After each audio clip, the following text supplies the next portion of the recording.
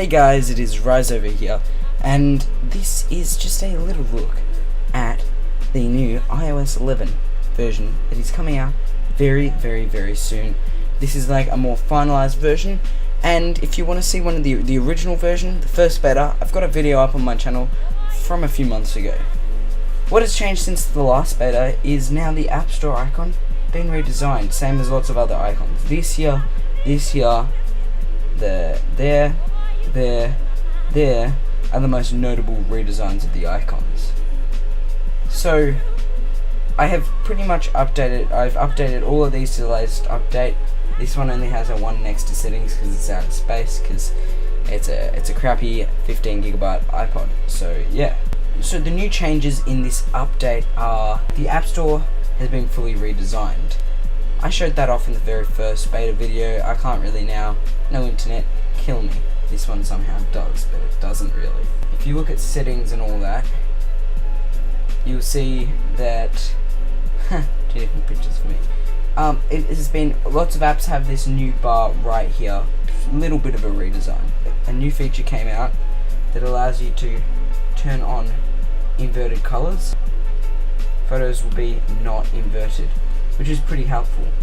So it's called Smart Invert, and it just darkens everything, and it works to an extent, sort of. There's a new ability in Notes that allows you to scan documents. That is pretty cool. See, I'm an iPad addict. I don't even know why I have this here. To scan the documents, you hit this plus right here, and you go into scan documents. And one of the noticeable features is the new on iPad, this here dock thing, and multitasking and all that. So in messages, in iMessage, there are now new effects when setting. So let's say I type in hi, let's hold down on here, let's go to the full screen effects. There's echo, that's pretty sweet. There is spotlight, where it gets the spotlight onto your thing. There is balloons, like you already had, confetti like you already had, heart like you already had, lasers like you already had, fireworks, and the shooting star. So there's not much different, except I believe this new celebration one is new. The calculator app over here has been updated with a new design. You can see it there. It looks a bit different, same as the icon's been redesigned over there, so that's a pretty good feature. Another redesigned app is the wallet, just here. You can see the new look is right here. It has like a white look, and yeah, it pretty much works just as it used to work. The Files app here has a few secrets. First of all, you can hold on it and get like almost a 3D touch menu, and it's a new Files app. It's a whole file explorer. It might not be 100% hidden, but people don't really notice this. This replaces iCloud Drive, and you can access stuff everywhere in Drive, Dropbox, iCloud Drive, everywhere. A new feature is this. This is drag and drop. So let's say I get this document here, and I want to chuck it into a... where can I chuck it into? Let's say I want to chuck it into... no, not here. Maybe I want to chuck it into a message. I'm not sure if this will work. But hold here, hit add, and there's the PDF. All good. Can't really show this off, but in the camera, if it sees a QR code, it will let you open that QR code in Safari if it's compatible. Another thing is, if we go into settings and we go down to general and storage, there are some new things that have come out. One of them, it will come up, offload unused apps. So when there's an app that you haven't used for a while, it will delete it but keep all of its data. So whenever you need to use it, tap on it and it will re-download the main app, and all the data will be there. It also lets you review large attachments in messages, clear old conversations automatically, and it's got a lot of storage help. There's a new keyboard that I can't show off.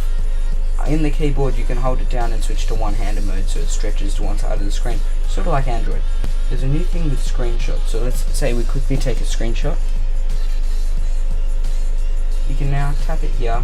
You can start it off and it'll save, or you can edit and mark it up. So let's say we're like, there's a note here, and here is this app. I don't know, and then you can share it to any app right from here. And you can do this with multiple screenshots at once. So let's say we get done. I'm just going to push delete screenshot, so all good. While we're on the topic of markup, you can also mark up web pages. I can't do this. No internet. Also, I have a scratch all the way down my screen. Lucky you can't really see it on the camera. Here's something, if you can't shut down your device, you can go to settings, general, scroll the way to the bottom and push shut down. I'm not going to do that, what's the point of doing that? In Apple Music now, it will recommend you what your friends have been listening to, sort of like Spotify. Hey, turn back on, good.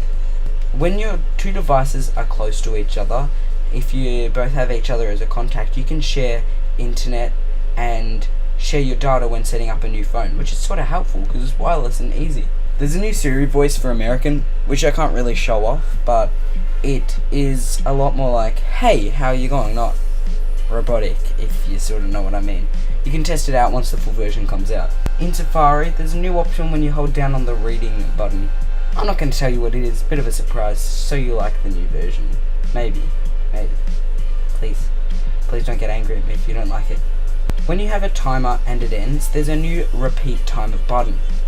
Helpful, because you can do it again. When you're doing handoff with a device, I can't show it off, there is a slightly modified interface for doing handoff. Handoff came out in iOS 9, I believe, and it let you open notes on here, and when you connect it to Wi-Fi on here, it would say open notes from Riley's iPad or whatever, because that's what the iPad name is. And when you did it, whatever you were writing, everything would be there, so you could just switch between devices easily. In Notes, when you slide on them, you can also pin them, or you can delete them and add them to files and lock them. Pretty helpful. SOS mode has also come out worldwide, which is pretty helpful. I was talking about handoff just before, but handoff appears in the dock on the iPad, sort of like it does on a Mac. When in camera, on the phone, I believe, you can slide up the filters. For me, look cool, that happens. Unless it happens when I do this. Nah, I can't find the filters on the iPad. I believe they removed it from the iPad though.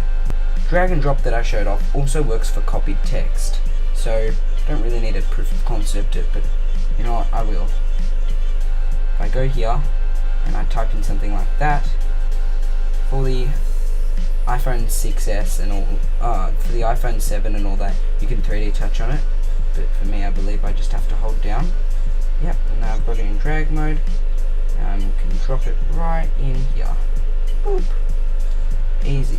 Another new thing in Notes, pretty small, and when you're importing photos, you can do more than one at a time, which is all that I've had the problem with. And you can slide through your lots of photos as well, which is also helpful because you used to have to exit a photo and open another one, which is a bit counterintuitive. In Safari on the iPad, you can now drag links to the new tab icon instead of holding down and selecting new tab. Helpful drag and drop little thing. Another thing is you can now remove photo booth, which I did as soon as I realized you could do that.